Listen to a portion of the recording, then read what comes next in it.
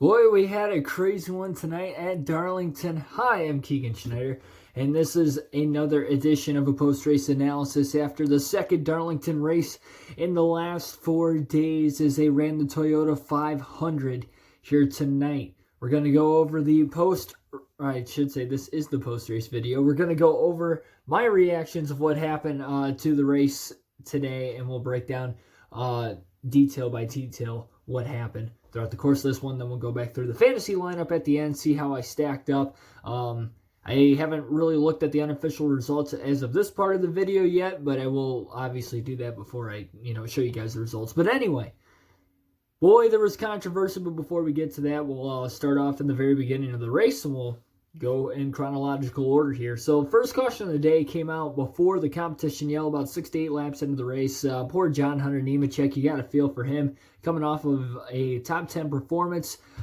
just the other day at the same racetrack. High hopes for him coming into the race. A lot of media coverage. I noticed I was watching a lot, or I should say listening to a lot of different podcasts and everything at work today. And there was a lot of hype around the rookies after that last race, especially Tyler Reddick and John Hunter Nemechek. And you feel for John Hunter Nemechek getting in not one but two accidents. He recut that tire down, that same left rear down with the damage that he had after backing it into the wall the first time. So tough break there. He finished at the rear of the field. Obviously was not able to recover. He did stay on the track though, because there was only two drivers that DNF'd in this one. And the second driver that DNF'd, that brought out the second incident was, the first driver that DNF'd was Ryan Preece, which came out in a separate incident later in stage number 1. Preece blew an engine. Pretty much was a non-factor, but he was the pole sitter in the race, so might have mentioned that. Granted, it wasn't because of qualifying, obviously. It was because they inverted the order from the top 20, and he finished 20th the other day. But he did have good speed early on. It looked like he was kind of clinging on to the back half of the top 10 there on the short runs, and then the longer runs he would kind of fade back. Granted, we only had one somewhat longer run before he ended up having that engine failure. Clint Bowyer went on to win stage 1, and not only he went on to win stage 1, he won stage 2. Bowyer led 70 plus laps in the first two stages of the race, in a race that is only 228 laps in length. So he pretty much dominated the first two stages. I did not see that coming. Fox had mentioned it, but most importantly, I mentioned it in the pre-race prediction video, not necessarily as much today, but on Sunday. Because on Sunday, I mentioned that he only had one top 10 finish in the last 6 races. I was just looking on recent history. Fox had said during the telecast today that he only had 2 career top 10 finishes, no career top 5s, and all of his starts at Darlington. That's a lot of starts to not have very good results. So again, not one of his better tracks, but he had a very good car, chance to win today, and then problems struck. Unfortunately, he was running 4th. First, they had a restart. Somewhat later in the race, in the final stage, I think they had right around 70 laps to go or so. Ryan Newman and Chris Buescher both stayed out of the pits. Both the Roush cars tried to play the rain strategy, and it didn't quite rain at that point in time. Of course, there was a weather delay at the start of the race, and there was threat of rain after we reached the end of stage 2. We were way past halfway at that point, so the race could have been called. And from that point on, from that restart on, the racing got insane with guys just battling 3 wide on restarts at Darlington. I mean, you never see that. And it wouldn't even necessarily be on a restart. Like, they could be 5-6 laps into the run and they'd be going 3 wide. It was ridiculous. By Darlington standards, can't say I've seen that before. I'm not going to lie. Obviously, a lot has to do with the 550 horsepower rules package, the lower downforce high downforce and whatnot. But regardless of the fact, it was definitely incredible restarts and really incredible racing that inspired, I guess, conspired within the last 70 laps of the race. So then you had that incident, like I said, with Bowyer, hit the wall. Again, he was running it for a tough break for him. I'm not sure on his finishing result. We'll get to that here in a couple minutes.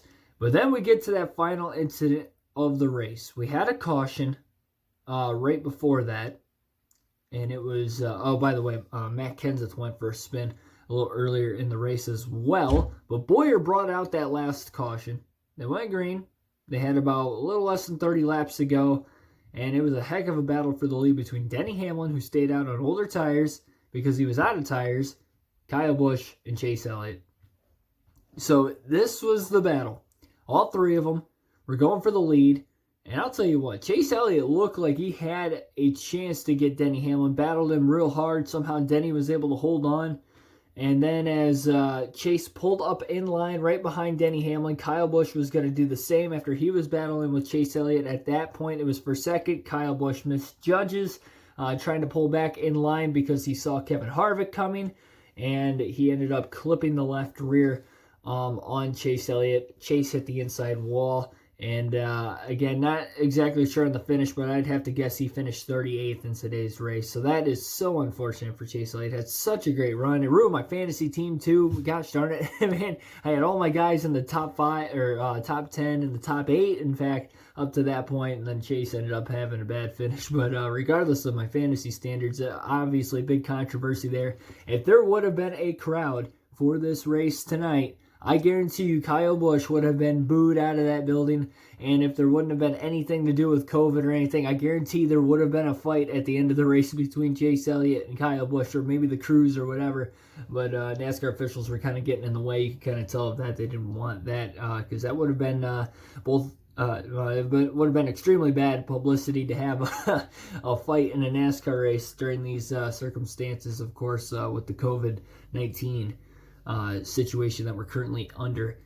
So Kyle Busch, again, he misjudged it, and I do understand what the broadcast was saying at first. And at first, I was like, no, he misjudged it. And then after watching the replay a couple times, I'm like, man, it did look like he just flat out left hooked him. But he wouldn't have had a reason to, And Kyle has matured over the years, regardless of what people say. Maybe not that much, but he has matured in the sense that driving wise, he's not just going to turn, somebody for racing him hard, because Chase raced him clean. And even in the post-race interview, which I'm glad I watched because I laughed so hard during that interview with Kyle Busch and Matt Yoakum afterwards. But before the stupid question got asked, and I'll get to that too, Kyle Busch obviously was asked, what happened on your behalf? What was your story? And Kyle just said he made the mistake. He owned up to it. He made the mistake. And I think that's what most fans should take out of this. They're probably not, with Chase Elliott being the fanboy involved in most of NASCAR's newer generation, of course. And then obviously with Kyle Busch being Kyle Busch. So definitely something very interesting. I'll tell you what, as far as like a viewer's standpoint, I mean, I couldn't believe it happened, but at the same time, I mean, I don't know. I'm kind of speechless. Again, the race just got called like 5 minutes ago. So, I mean, this is still like, this happened like literally from the time I'm recording this, like maybe 10, 15 minutes ago. So, I mean, it's just crazy. So, yeah, Denny Hamlin, though, most importantly, what people should take away from this, Denny Hamlin gets his second win of the year. Pit strategy that Gabehart, his crew chief, keep him out there. Granted, he was kind of forced to stay out of the pits because he was out of tires. He was out of sticker tires. So stayed out of the pits, held on for a couple laps, got the caution, and then the rain came under the caution flag with 20 laps to go in the race. It brought the field down onto the pit road. It was sprinkling just for a little bit, but I think it rained just enough that they would have had to dry the track off. And once they had to get to that point, there was more rain coming within about 20 minutes out from the racetrack. So they called the race. They had flirted with enough time. They got to go to Charlotte again for the Coke 600, which they're supposed to practice and qualify for as well for that race. So they needed to get back on the road again so they could race in a few days. So we'll take a look at your finishing results here in this one. Of course, Denny Hamlin got the race win. That's his second win of the season. As well, he won the Daytona 500. And let me tell you, both Denny Hamlin wins this season. Unfortunately for Denny Hamlin, as a human being, and what is off to a strong start this season as far as the two wins are concerned. He had that, obviously, with the accident with Ryan Newman on the last lap of the 500. That overshadowed Denny Hamlin's win in Daytona 500. And now this controversy with Chase Elliott and Kyle Busch, which led to the last caution before the rain came, is probably going to overshadow Denny Hamlin's win again. But Denny, it was all smiles with his mask. I loved it, and he got the win. Also, before we go to the results, the Kyle Busch interview, Kyle Busch went off on Matt Yoakum. He had his cool, he apologized for the situation that he owned up. He made the mistake. But then Matt Yoakum, like, the interview could have ended right there. And I love Matt Yoakum. He's a very good pit road commentator. He's a very good interviewer for the most part, too. But his question was, it was based off of an opinion that he probably should have asked Chase Elliott or Alan Gustafson about, because his question was that it was somewhere along the lines of, how do you think they feel, about it? And then Kyle was like, or it was like, how do you think they feel? Do you think that they think you did it intentionally? I think that's what the question was. And Kyle Busch was like, it was just like, I don't know, ask them. Like why are you asking Kyle? But like, why does it matter? He's not, like, as a human being in general, you're not supposed to, like, if you're trying to just, hey, listen, it was my fault, my bad. We're gonna carry on from this, and hopefully both parties could, go their separate ways. Which I'm sure Kyle Busch is pretty much what he said. He didn't say that word for word in his the first question that was asked, but I mean, basically that's what I got along the lines of what Kyle Busch wanted, and I agree with him. And then when he ripped Matt Yoakum, I kind of agree. Matt Yoakum needed to rip the new one on that one. It was what kind of a question is that? And then he went on. He was like, "What, are we supposed to go for ice cream or something afterwards? Like, what do you want me to do?" So that was pretty hilarious. Okay, now to the results. I had to get that out. I laughed pretty hard during that. That's why I like Kyle Busch now. I didn't like him as a kid, but stuff like that, it cracks me up. It reminds me of the Tony Stewart days when he used to rip reporters randomly. All right, so on to the race results now. All right, so let's take a look at your race results. As just mentioned, of course, Denny Hamlin got the race win. Kyle Busch ended up second. 1-2 finish for Joe Gibbs Racing. Of course, Kyle Busch kind of looked out. He had a little bit of damage on the right front of his car, too, with that rain. I don't think it would have been too big of an issue unless he might have made contact with something else. Driving ability probably could have cost him a little bit, but I think he was going to make it to the end of the race for sure. He might have lost a couple spots. Kevin Harvick, the closer, was closing in late. Of course, he ended up finishing in third. Highest running of my playoff drivers. That was my prediction to win the race. I thought he'd go back-to-back, and he was strong throughout, but not as strong as he was the other day. Brad Keselowski fourth. Again, he got out ahead because of that Bowyer accident happened during green flag pit stops, and Brad Keselowski, Kenseth brought out a caution before that Bowyer incident, and Brad Keselowski was able to get on the or I should say he was left on the lead lap. It was kind of a confusing moment because, again, it was right in the middle of green flag pit stops. Only 4 drivers still hadn't pit. Keselowski was one of them, and Keselowski was a non-factor all day because he decided to stay out and take the track position, hoping for the caution. He got the caution, so he finished in 4th. Erik Jones, 5th, top 5. Looked like he might have had a shot to win it in that third and final stage if they could have stayed green for the long haul. But he ended up getting into the wall, and that kind of slowed any sort of momentum he had. And that pretty much gave that kind of momentum to Chase Elliott, because from that point on, it looked like Elliott had the fastest car. Joey Logano, 6th. Aric Almirola, 7th. Jimmie Johnson into the top 10 from the rear. He was slowly moving his way through the field, and then by the end of the race, finished 8th. Matt DiBenedetto, 9th, and Martin Truex Jr. rounds out the top 10. So good finish there for Matt DiBenedetto. But by the way, Erik Jones, another top 5. He's got 4 top 5s in the 5 races he's had at Darlington Raceway. And I thought it might have been 2 wins there for a little bit, but ended up not going his way in the end. But yeah, 4 top 5s in his 5 races, and his only non-top 5 was when he finished 7th on Sunday. So that is awesome. Again, have to remember Erik Jones in the lineup for when they go there. For the playoff race. Granted, that'll be a completely different fantasy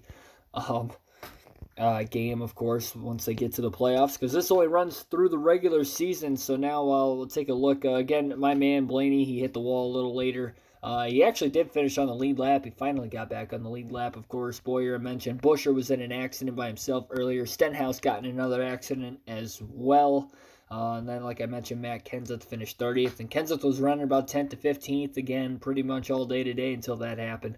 And yep, Chase Elliott 38th in the race today. Ryan Preece 39th. They were the only two DNF. Oh, Brendan Poole DNF'd. Oh man, I didn't even see that. That's a bummer. Poole was one of the drivers that stayed out of the pits long enough to get that caution as well. I did not know he had a transmission issue. So Brendan Poole 37th. That's tough because it was looking like he was going to have a top 15 finish. Man, that must have happened right before the Chase Elliott incident. That sucks. Well, okay, on to the fantasy now. So after taking a look at the unofficial results, here is the fantasy portion of the post-race analysis show. See how we stacked up. Of course, Martin Truex Jr. had a pretty solid day throughout. He had probably one of the better long-run cars in the race today. Just not many long runs throughout the course of this one. Quite a few cautions. 12 cautions today. Granted, that's counting the 2 stage breaks. So 10 cautions for incident.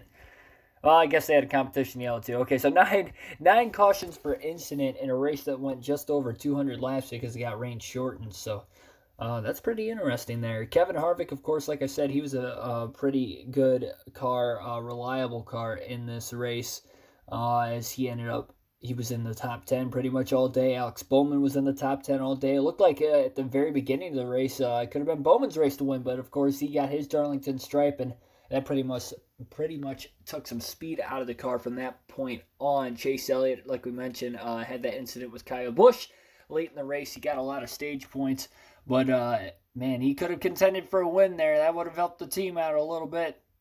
If he would have ended up not even like winning the race, even if he would have just finished top 3, that would have been a huge day for me. And Eric Jones, of course, finished 39th. And because I actually lost points because of that Chase Elliott incident, because with Chase DNFing, only getting a total of 14 points, I had Kurt Busch, who wasn't having a great day anywhere near how good Kurt Busch has been here, not only on Sunday, but as well, of course, remember, Sunday he finished 3rd in the Darlington race, and that would have made last 7 races for Kurt Busch finishing in the top 10, so that streak comes to an end here tonight because he did not finish in the top 10, so we left 8 points out there. And of course, my pick, Harvick, finished 3rd. Bowman didn't win any stages. It looked like he had a shot to win the first stage, like I said, until he hit the wall a little later in the stage, and Toyota went to victory lane in this one. So that is going to be it for this edition of the post-race analysis. Hopefully you enjoyed. What were your thoughts on the race? Comment down below. Please spare Kyle Busch. I'm not a Kyle Busch fan, but it was his fault, yes, but I don't think he did it intentionally. So that's my final thoughts on that. So again, hit the like button if you enjoyed the video. For more daily NASCAR content, hit the subscribe button down below, and I will see you guys in the next